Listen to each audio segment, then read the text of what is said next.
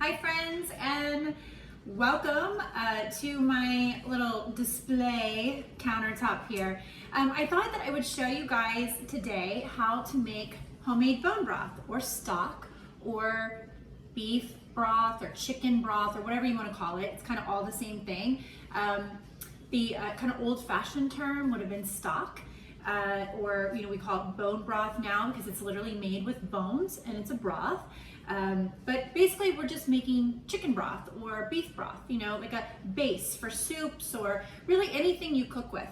And I really wanted to show you guys how to do this now because this has so many benefits for immune health. And it's a really, really good time to be stepping up your health in regards to immunity and like boosting that and all the things that you can do to help just be healthier, especially during cold and flu season. But as we're amid the COVID-19 pandemic currently, a lot of people are just kind of curious what can they do to help to boost immunity and do as much as they can to help themselves and naturally. And this is a really, really great way to do that.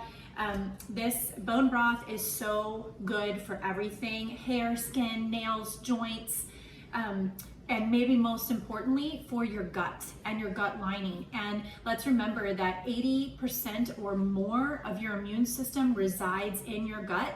So it is super important to have your gut be structurally healthy and intact. And I know that seems silly, but so many people's are not. And this specific this bone broth is full of amino acids that are really, really, really amazing and geared toward actually healing your gut lining and keeping the integrity there so that you can have a very healthy immune system. So, and then not to mention all the other vitamins and nutrients, the minerals that are in bone broth that are just super good for you. So, oh, and I have a special guest here. She's on here. You want to come up and say hi? This is my daughter, Gabby. She's 8, and she wanted to join me on today's video. So she's gonna join me and do a little cooking with us. She's gonna be my little assistant.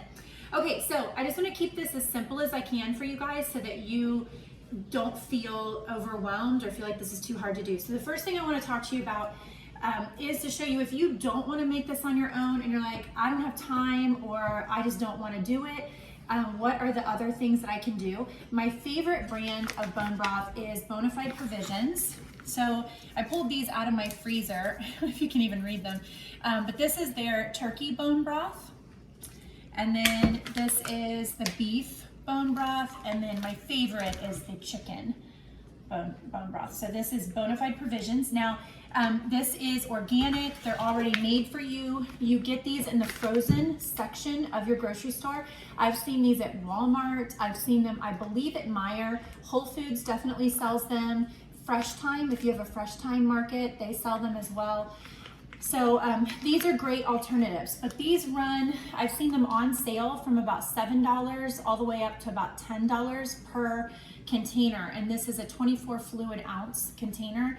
So if you're drinking what I recommend to my clients, which is a mug a day, which let's say a coffee mug is let's just say it's 6 ounces on the small side, then you're only gonna get 4 servings out of this. So this wouldn't even last you a week if you were doing this. So that's why I wanna give you guys the alternative. If you don't wanna spend that much on pre-made, then I'll give you an alternative for how to do it. Okay, so what you're gonna need, typically I have onion, but I didn't have that on hand right now, so I'm not gonna put onion in this one, but I usually will add carrots, like a couple of carrots, and then a couple of celery stalks, and then onion if I have onion. And if you have an onion, you just literally cut the onion in half. You can leave the skin on and everything if you want, or you can peel it, cut it in half, and you just throw it in the pot.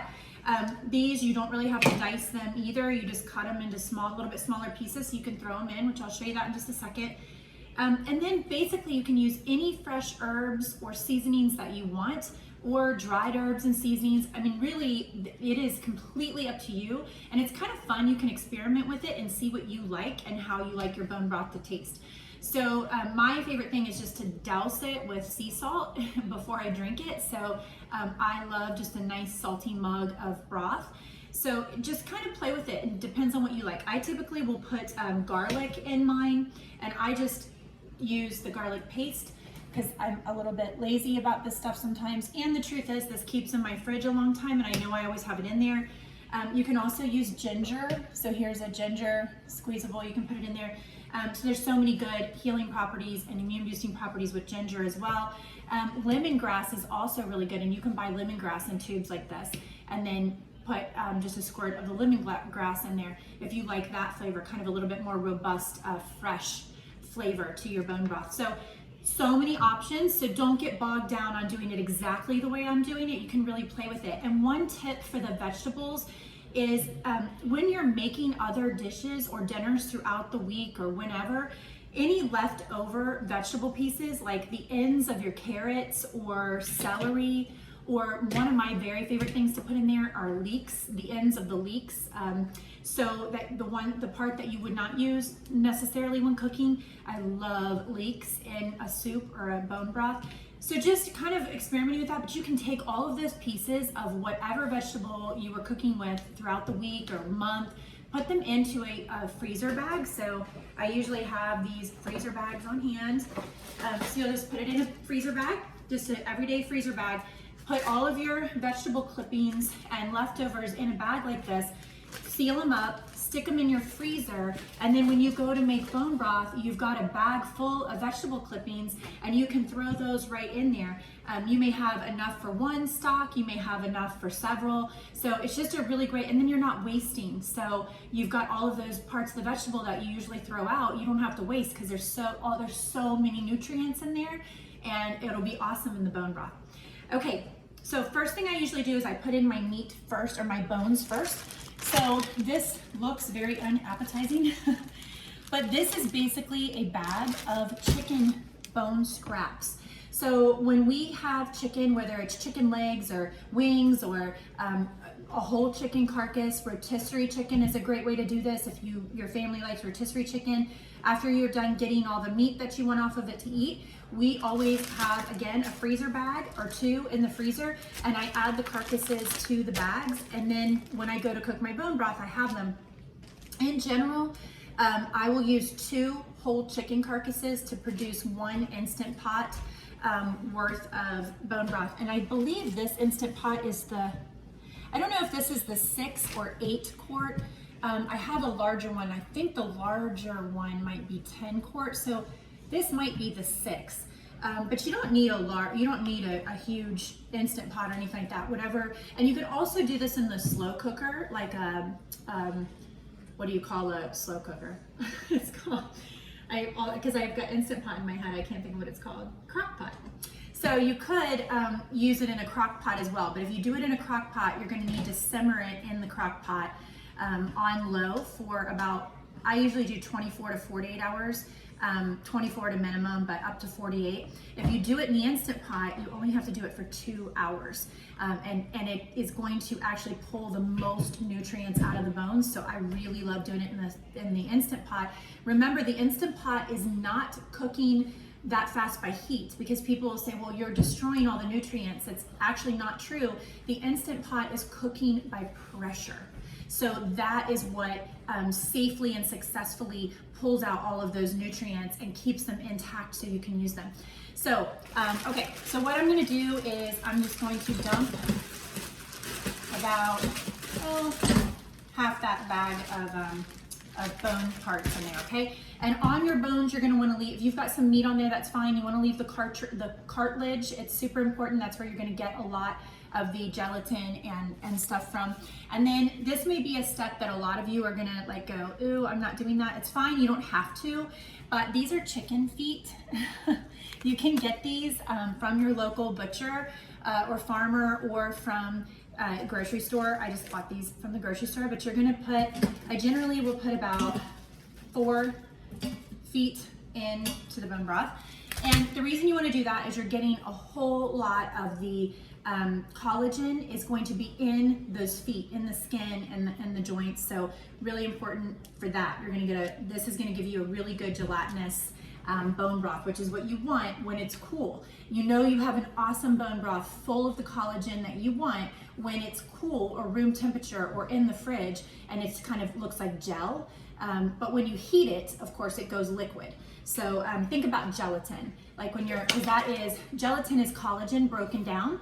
So that is like Jell-O. So when you're making Jell-O, when the Jell-O is cold, it's hardens, right? Like it gets that gelatinous texture. And that's exactly what happens with bone broth, because when you cook bone broth, when you cook this down, it releases all that collagen, and as you cook it, the collagen turns into gelatin. So you're gonna have collagen peptides in here, you're gonna have gelatin, and that is all gonna be really good. Your body uses the gelatin to produce collagen, and as we get older, our production of collagen goes down. That's why our skin starts to wrinkle and sag. We lose that elasticity in our skin. That's what collagen does. That's why our joints start to hurt. So it's really important to get this stuff into our bodies as we age. Okay, so I threw all that in. Then I just basically cut just a couple of cuts on these. Throw those in. You want to put those in for me? And then put your carrots in. And then I'm gonna add water. So just because I'm here in front of you guys, I got this. But you're just gonna pour this over top. And I just this wasn't actually enough. So this is a 2-quart pitcher, but I'll show you here. You can kind of see, it's not really over top of that. So when I'm cooking this, I actually want the water to go just over top of all of that, but of course not past the max line on my Instant Pot, but I do want the water over top of all the ingredients. So after I get my water and all my ingredients in there, do not skip this step. This is a big step. You want apple cider vinegar. Okay, and you want the real stuff, guys. The stuff with the mother. That's what you want out of this. And it's going to be, you'll know it has it if your bottle, I just shook it up, but when you see the bottle, it's got that, it looks like gunk on the bottom of the bottle. That's the mother, and that's what you want. So then I'm just gonna add a splash of that, okay? The acid in this apple cider vinegar is what is going to help pull all the nutrients out of the marrow and out of the bones, okay? This is really super important step in being able to pull all of that out. You do not want to leave out your apple cider vinegar. I also wanted to show you if you wanted to do beef. Now I'm doing chicken, but you can also do beef. This is just a big beef suit bone from a local farmer, local butcher. This is like scrap, okay? They butchered the cow, they don't need this. So you can usually get a hold of this super cheap. So I buy these, and it's got all the, the joints and the bone in here. It's gonna pull all of that collagen out of the marrow. So you could put this in instead of the chickens that I just did, the chicken bones, and then I would still add a couple of the chicken feet to give it even more gelatin and collagen, okay? Then at this point is where you'll add in your spices and seasonings. So I'm just gonna give it a squirt of the garlic, maybe one more, sorry about that, babe. And then if you wanna add ginger, add a little ginger. Do you wanna grab me a little bit of salt? This is just black pepper. I'm gonna add a little bit of black pepper. Oh, this one, I'm gonna use this one. And then this is just Redmond's real salt. I melted the container, but you just pour some of that in there. Okay, and then, am I forgetting anything? I think that's it. And then you're gonna put your lid on and you're gonna manually set this. I don't have it turned on right now, but you're just going to put it on manual, and then you'll set this to 120 minutes, so 2 hours. It'll take it about 20 minutes or so, maybe half an hour to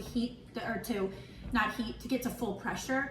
And then it'll start your countdown for your 120 minutes. And then it usually takes it about 20 minutes or so, or half an hour to release the pressure. I let it release the pressure naturally. I don't kick so you want to cook this pressurized, so not venting. You don't want it to vent. And then I just let it naturally, let the pressure come down. I don't manually release the venting. And then you just let this sit. Then when you're done cooking it, you're going to want to strain. You're going to want to strain the soup. So what I do is I put a strainer in my sink, a real fine mesh strainer, over top of a bowl. and then I pour this through that mesh strainer, and that's gonna catch any of the stuff that you just don't really want in there. It's not going to be appetizing, and it's not going to, taste good. So you're just going to strain all of that out, and you're going to be left with this beautiful golden gelatinous. Well, it won't be gelatinous at that point. It'll be really hot, but you're going to see this beautiful golden broth. And then what I do is I then strain it again as I'm pouring it into these ball jars or mason jars. So I use the ones with the big the wide mouth on them, so I can pour these in. These are 3-cup ball jars, and then I just literally put the lid right on them. These store perfectly in your freezer or in your refrigerator, so I will keep the amount that I think I'll drink for that week in my fridge, and then the rest of them go into the freezer. Let me show you another tip.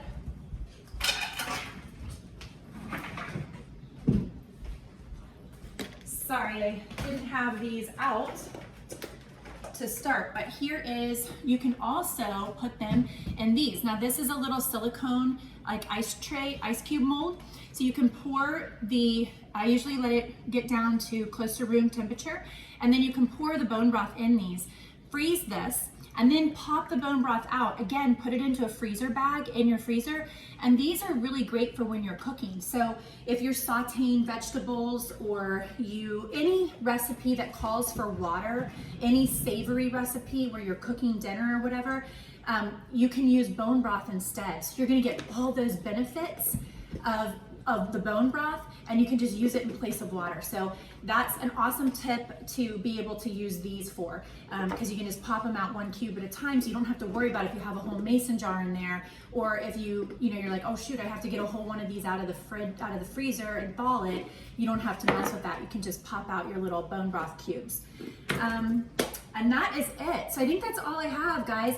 So when this is done, you've got this beautiful broth. My suggestion is, for optimal health, is you drink 1 to 2 mugs of this every single day.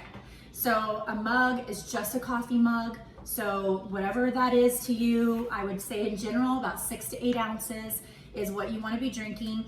Add salt liberally, sea salt, not the iodized table salt, but sea salt, a natural salt. I love Redmond's real salt, mined out of Utah. So use that, season it liberally, heat that up, and just sit and sip and enjoy. So good for your health, and just so good for your immunity, especially right now. So many amazing vitamins and minerals in here, guys. All right, Gabby, you want to say bye? Bye. Thanks, guys. I appreciate you tuning in, and I will talk to you next time.